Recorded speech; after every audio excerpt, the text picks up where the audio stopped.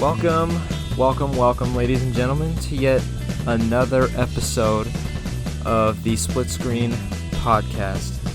This is episode 13, as a matter of fact. It's a pleasure to have you here today, tonight, this evening, wherever it is, wherever you are. I'm just happy that you're here. I'm your host, Chris Garcia, aka KCCHRISG. Thank you so much for tuning in this week. I hope everybody had a great weekend and a great Monday. The thing about this podcast is that there's no such thing as a case of the Mondays around here. We try to have good Mondays around here, so hopefully all your Mondays were okay. Mondays sometimes are the hardest day of the week, so you made it, you did good, it's out of the way. So I hope everybody is staying safe and washing your hands along with taking care of yourselves, both mentally and physically. So with that being said, I just want to say today's show will be just a little bit different. I want to talk about just a couple of things. I'm not sure how long this one's going to be. Usually I say it's going to be a short one, but I think I'm going to retire that because last time I said that, it ended up being like 40 minutes. So I'm just going to retire that phrase.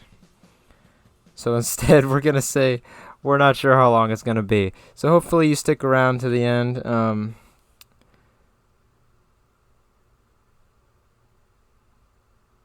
Hopefully you stick around to the end with me.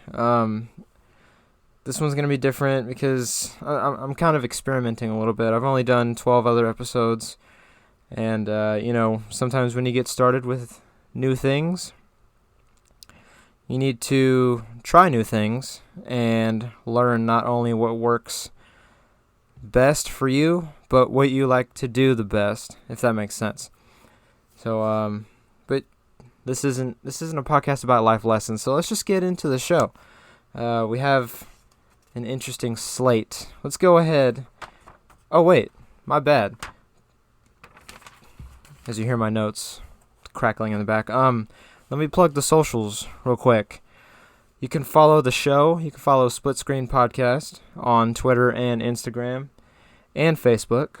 On Twitter, we are at SplitScreenKC. If you want to tweet me, you can send me topic suggestions and things like that. We're also on Instagram if you want to be updated there on when new episodes are live.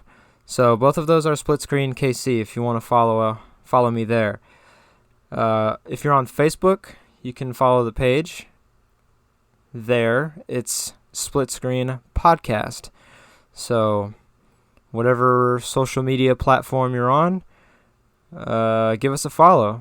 Leave some comments. Leave some topic suggestions or your thoughts on the show in the comment section, or you can message it, whatever works best for you, whatever you want to do.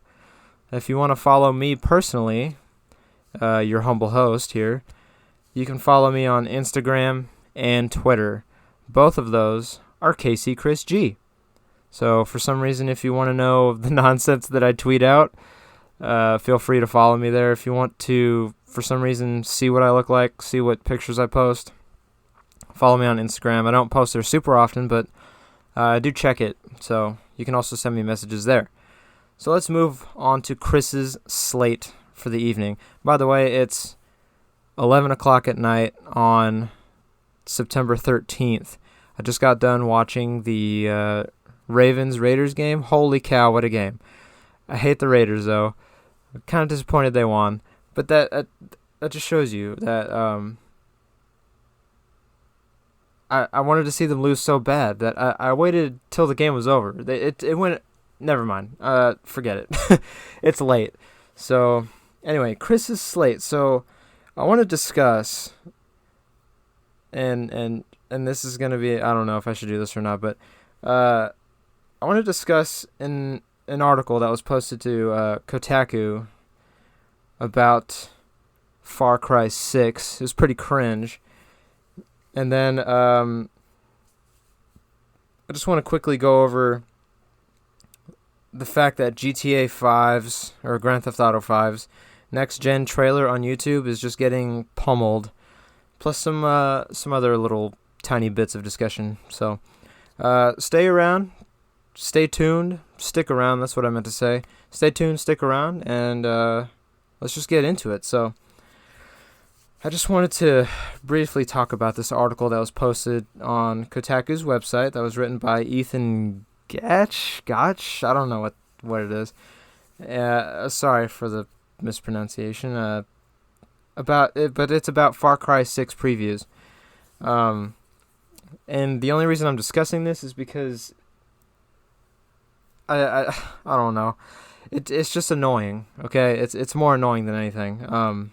And that's probably the reaction that they want. But anyway, let me start by saying that the article is titled, if you're going to preview, and this is the actual title, if you're going to preview Far Cry 6, at least do it right.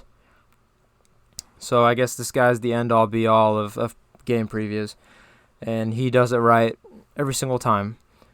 So he cited a few quotes from other articles that got to other gaming websites that got to preview the game, like Game Informer, VG247, IGN, of course, and maybe one or two more. So if you want legitimate information about Far Cry 6 and you want a legitimate preview of Far Cry 6, if you're considering this game, it releases in October, by the way, go get your information from those websites. Don't go to Kotaku, because you'll just get a smart-ass article from this guy here. So if you want information, pretty much go anywhere but Kotaku.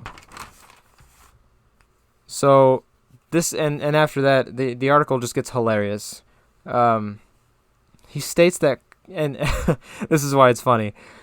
He goes on to state that Kotaku was not invited to demo this game. So you let me know if this makes any sense to you, okay? And I'm sure that if his followers, Kotaku lovers, they hear this show, they're gonna be all over me. But I mean, you know what? That's okay. Him and I are basically on the same mentality. If we don't, I mean, it's okay. It's fine to just post bullshit online. So you let me know if this makes sense. A guy who wasn't even invited to demo the game watched and read other websites' previews, and then he says, "Oh, you guys aren't doing it right. And if you're going to, do it right. Do it my way," which is the right way. So my response to that is, I wouldn't worry about if they're previewing this game correctly according to you. I'd be worrying about why you weren't invited to demo the game to begin with. What happened? What went wrong? I don't know. Maybe there's some beef. I don't know. All I know is that this article makes it very clear that this guy is salty that he wasn't invited to demo the game.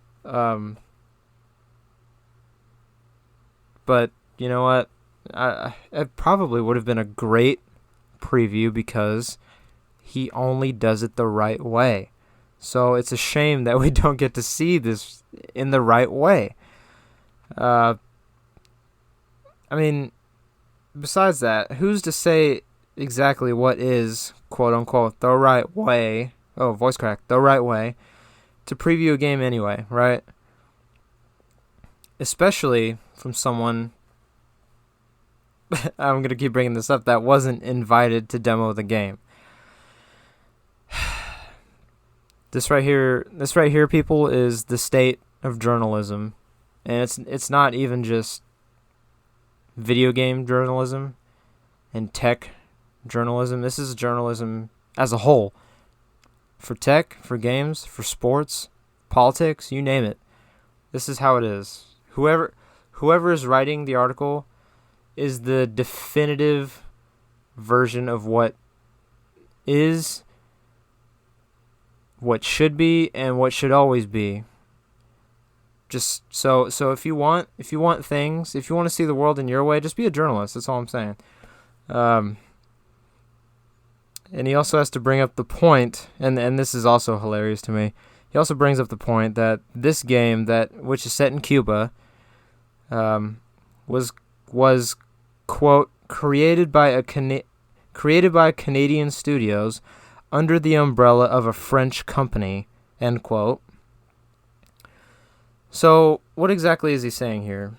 To me, he's saying that only Cuban developers can make games set in Cuba.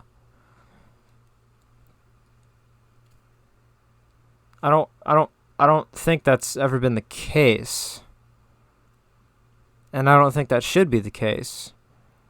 I couldn't disagree more with what he is implying here. I mean, if we go off that logic, we better tell Treyarch that they can't make Black Ops games anymore. I mean, let's just wipe out all copies of Black Ops 1, because that takes place partly in Cuba. We better tell Turn 10 Studios that they can't make Forza Horizon 5, because that studio isn't from Mexico. The big one that needs to watch out is 343 Studios. Because if they have the audacity to make Halo Infinite when they're not even from a real Halo ring, then all hell is going to break loose. So we need to boycott 343, because if they're making a game about Halo rings when they're not even from Halo rings themselves, then it's not going to be an accurate portrayal of what being on a Halo ring and what living on a Halo ring is really like. What are they thinking? That's the logic that this guy's on. That was all sarcasm. I hope you heard that in my voice. And if you didn't, then maybe I should pursue a career in acting. You know, I think I'd be a great actor. What do you think? I could be like some B-list Peter Parker in some home movie. So later on, he says, and this is another quote straight from the article, "The feel of the gameplay was the priority, it seems, rather than the story and its political trappings." End quote. So I'm taking two things from that quote here and gonna respond. One, first order of business here is, thank goodness they focused on the gameplay. Right? A good game requires good gameplay, if I'm not mistaken. Because last time I checked, bad gameplay equals a bad game. My math could be wrong on that, but I'm pretty sure that's how it works in the video game industry. Now, I'm not an insider, but I'm smart enough to know that you need to have at least a little bit of good gameplay to have a successful game. So thank goodness they focused on gameplay. I'm glad that was a priority. Cheers to them. I'll drink to that. But on to my second point. Far Cry games have always been about gameplay over story anyway. Right? So anyone who has ever played or knows the series has come to expect this. The story in Far Cry, while it may be pretty solid, it's never been groundbreaking. It's never been outstanding. It's never been top-tier storytelling, at least in my opinion, and from other people's opinions that I've read. Are we going into a Far Cry game expecting some amazing, emotional, really deep, complex story? If you are, then I hope you're not disappointed. But history shows us that Far Cry isn't the game to expect an amazing story.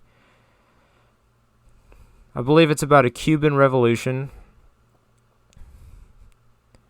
So it sounds like, that just sounds appealing to me. I'm not sure why, but it just sounds cool. But am I expecting a story that I'm going to write to my mom about? No. Am I expecting great gunplay, great gameplay? Yeah. That's what you should expect from a game like this. That's what Far Cry is all about. It's about having fun, being creative with how you do these missions. And then a story is just kind of the vessel for all the gameplay, for lack of a better term.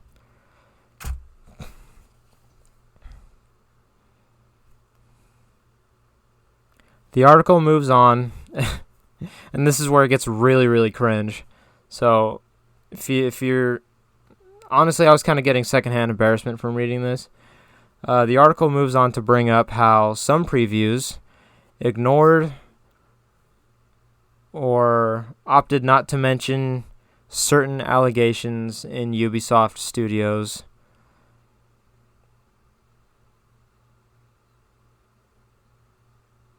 Listen, allegations are serious. There's no denying that, okay? And there is a cultural problem that's being brought into the light at several game developers' studios.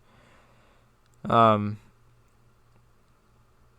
I'm all for, standing up for what's right. Everybody deserves to be treated equally. I'm not arguing that. But previewing a game that was sent to you so you could write articles about it and get the word out about the game. Me personally, I would focus on the game that I was assigned to cover first, and then maybe separately write an article about the allegations.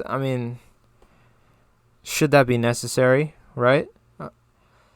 It just boggles my mind that why would somebody talk about allegations when their job is just to preview this game. They can write a separate article about that.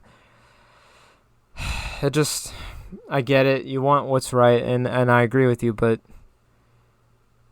is a Far Cry 6 preview the place to do that? I don't know. Maybe you can make a case for that. Maybe you can make a case against it. I'm not sure, but the bottom line is that this article is all nonsense. It's all filler. It's all, I need attention because I didn't get a preview to a game that I'm probably going to buy anyway. It's nonsense. I haven't read any other articles from this guy, but this article was enough to make me never read one by him ever again. And go ahead and read it for yourself. Let me know what you think. Let him know what you think. That's what journalism is all about. You let him know what you think. I'm letting him know what I think. If he wants, he can let me know what he thinks about what I said. That's fine. But let me know what you think. I would love to hear your responses to this article. You can read the whole thing. Go to Kotaku's website. You can look up this guy's Twitter. I don't even know what it is, but I really don't care enough to write it down. But this article got hosed on Twitter, by the way. The responses were absolutely hilarious. People were saying, yeah, this article is just saying, please give me a demo. The other ones were saying, yeah, this is clear that you're just pissed off that you didn't get a demo when others did. And rightfully so, in my opinion. I think it's pointless. there's no value, no substance in this article other than getting a good laugh. If you're down, maybe this will cheer you up. Maybe because of how funny and ridiculous it is. But you know what? Keep doing your thing, man. Keep journalizing, whatever you call it that you do. I don't know if I'd call it journalism at this point. But anyway, okay, I'm done. So let me know what your thoughts are on that article. I think I've went on long enough. But I want to move on to what's been going on with. Actually, you know what? No, I'm gonna save that. What I will talk about is really quickly. If you didn't pay attention, if you maybe played Spider-Man 1 and Miles Morales, I'm sure you heard the news. If not, what are you doing? Spider-Man 2 was announced at a Sony PlayStation event. I don't remember what it was called, but that's releasing in 2023. So you have that to look forward to. I have yet to play any of the Spider-Man games. I've always been an Xbox person. I need a PlayStation. Luckily, my boy Nate, you gotta shout the boy out. Nate's letting me borrow his his PlayStation 4, so I'm gonna be hopping on that Spider-Man hype. And for those of you, everybody who knows me in real life, you know that Spider-Man is my main man. So I'm pretty excited to hop on that. So Spider-Man 2 is releasing in 2023, and if you're a fan of those games developed by Insomniac Games, they announced another Marvel series coming out, or a Marvel game, called Wolverine, about the hero of the same name. So I'm sure my brother's going to love that, and he's always been an X-Men fan and a Wolverine fan, so I bet he's going to be excited. Well, he doesn't have a PlayStation, but maybe he'll get one day. I'm excited for both titles. I need to play Spider-Man. I'm excited to play Miles Morales if I ever get the opportunity. And if I ever get a PlayStation 5, definitely picking up Spider-Man 2 whenever that releases in 2023. All we have is a year right now. Wolverine has no release date right now, but you can expect some details maybe around the middle of next year, I would assume. So, that's a little bit of information for you. So, let's move on to topic 2, all right? We're going to talk Grand Theft Auto 5. More specifically, the trailer that got released for the next gen, or rather current gen re-release on YouTube. They put it up on the PlayStation channel, and they put it up on the Rockstar Games YouTube channel as well. And I hate seeing this term on Twitter.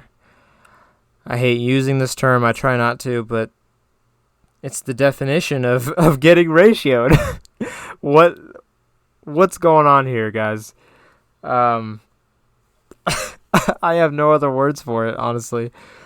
This game, in 3 days to be specific, as of recording this, so 2 days by the time this is released, will be 8 years old. This game, fun fact, you can add this to my Wikipedia on the Split Screen Podcast Wiki. This game was the first mature-rated game that I ever bought when it was released in 2013. For my amazing UK fans, that's the equivalent to the PEGI 18 rating. Just had to throw that out there. I don't know what else is the equivalent to a mature rating, but that should give you an idea that was the very first game that I was able to buy by myself without having my dad get it for me.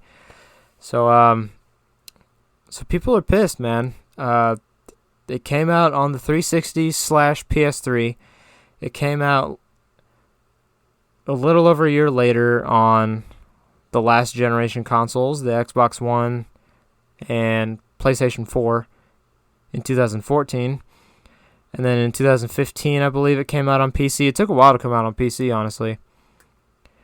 And then now, yet again, we're getting a re-release that was actually delayed a few days ago to March of 2022.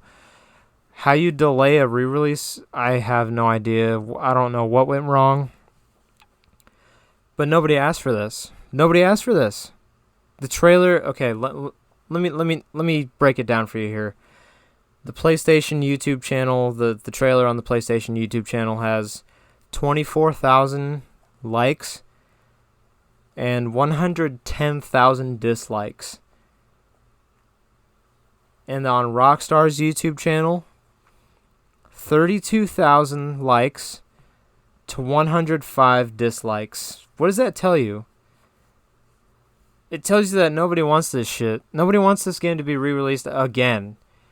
Just say it outright. GTA 6, Grand Theft Auto 6 is a few years away. We're going to keep supporting this, but we're working on GTA 6. That's years away. And it's not even confirmed that they're working on GTA 6 at this point. Who knows? They could be working on another bully game.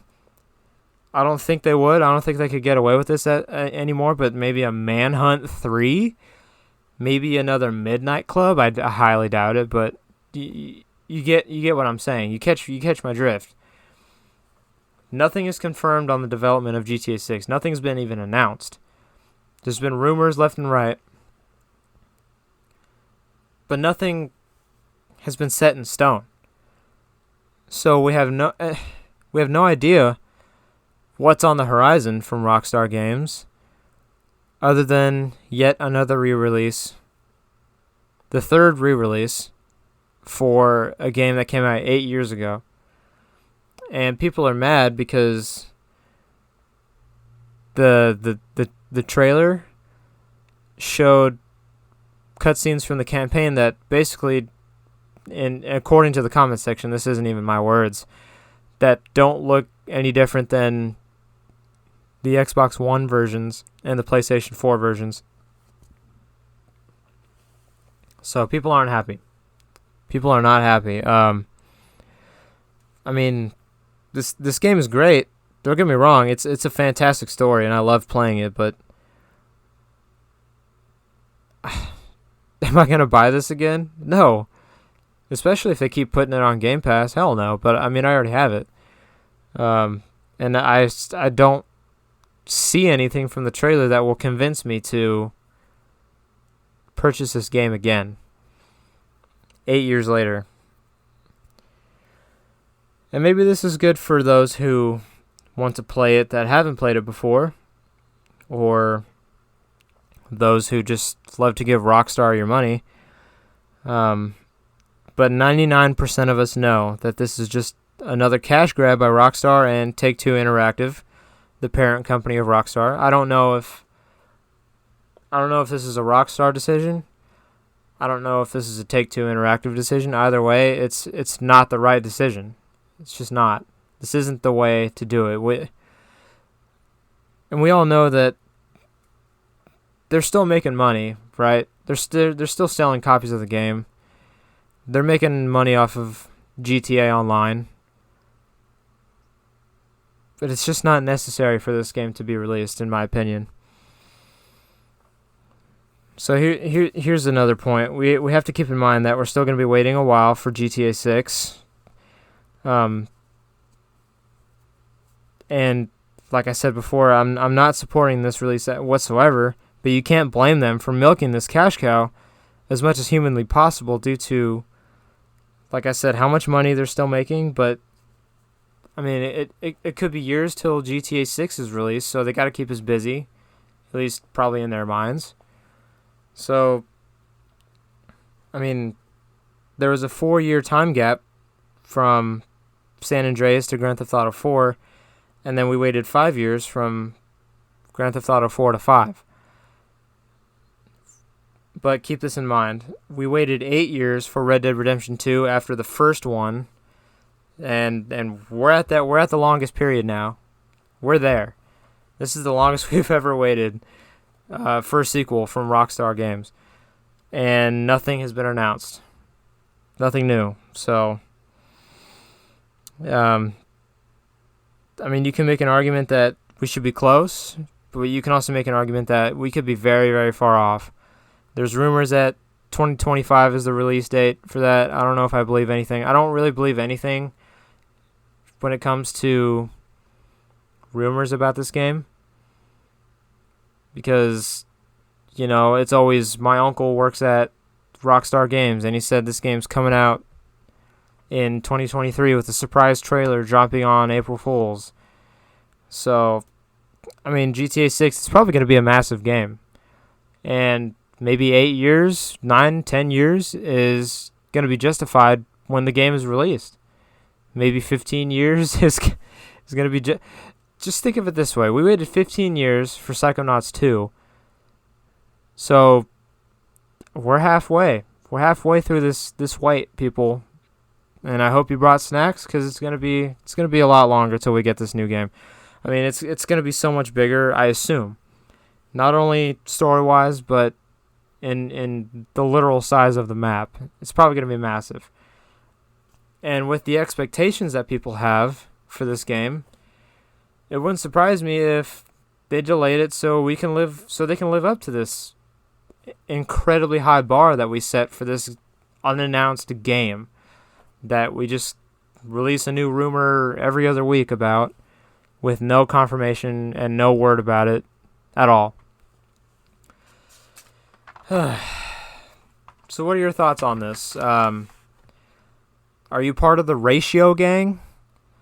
Or are you going to be considering purchasing this re-release on the current gen consoles? Me personally, I'm going to be passing on it. I just don't have a reason to play it again. I've played through the story maybe 4 or 5 times, doing it differently every time. Well, as differently as I can. And I just don't have any incentive to buy this. From the trailer, especially. It showed basically nothing new. Other than a new release date that got pushed back, so... I don't know. Let me know on Twitter. Let me know on Instagram. At SplitScreenKC. Are you gonna purchase this re-release? Are you happy that they're re-releasing it yet again, or are you pissed off just like 95% of people are? I would love to hear your thoughts on this. Where everybody's money is gonna be really going to in March of 2022? Everybody's money is going to be going to the movie theaters to see Doctor Strange and the Multiverse of Madness. That's where everybody's money is going to go. That's where my money is going to go. That movie's going to be crazy. Speaking of Marvel, the Hawkeye trailer just dropped today, and I'm actually pretty excited. This is not gaming related whatsoever, but we're on the Marvel train, right? Hawkeye trailer looks promising, looks good, looks action-packed, looks... funny, looks charming, and it's going to be Christmas themed, so that's going to be interesting. We haven't had that since Iron Man 3, right? So, anyway, I'm kind of rambling on. That's not game-related, Chris. Get back on topic, son. Other than that, we're just going to go over some games that are coming out next month to show you what a stacked lineup is in October, okay? I don't have the release dates on hand, so feel free to look it up, but Back 4 Blood is releasing. That's a Game Pass Day 1. Beyond that, Alan Wake Remastered is coming out next month on PlayStation, Xbox, current gen, and last gen. Metroid Dread coming out in October. I'm looking forward to that one. It's been forever since we got a Metroid game, so this one looks really good. I'm really looking forward to playing that. Age of Empires 4, for those of you who are into that.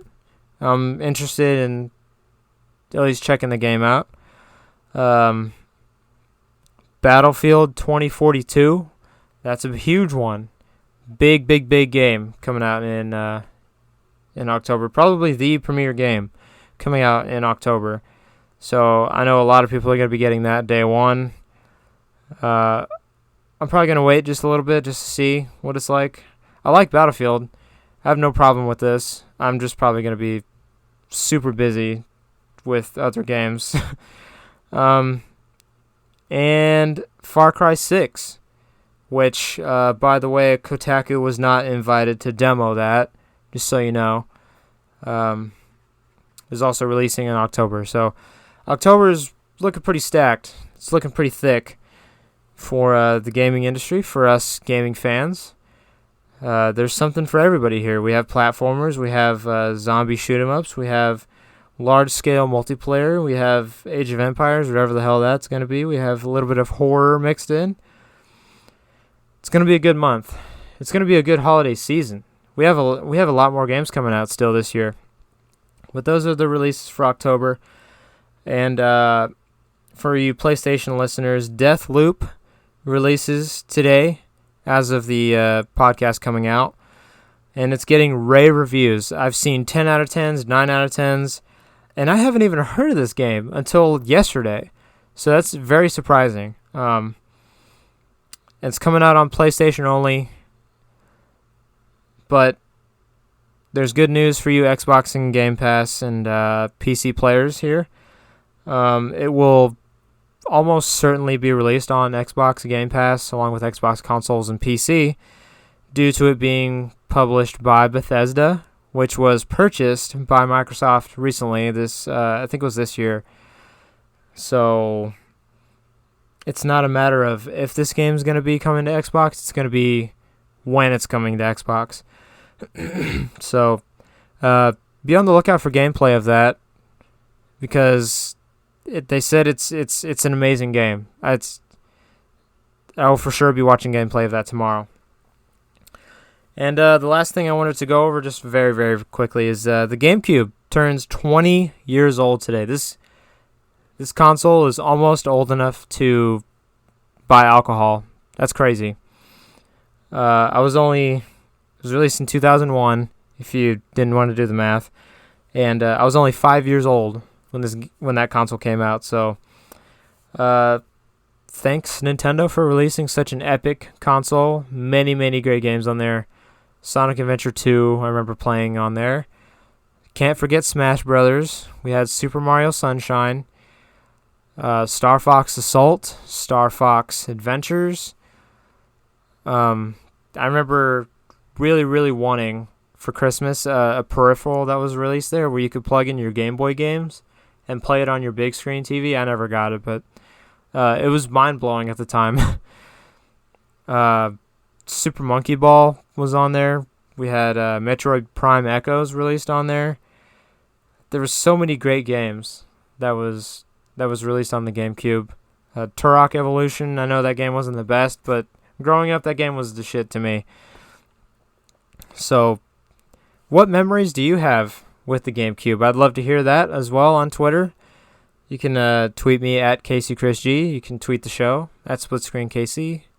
Leave it in the comment section on Instagram, SplitScreenKC as well. But I think that's it for me today. That's all I wanted to cover. I hope you enjoyed the show.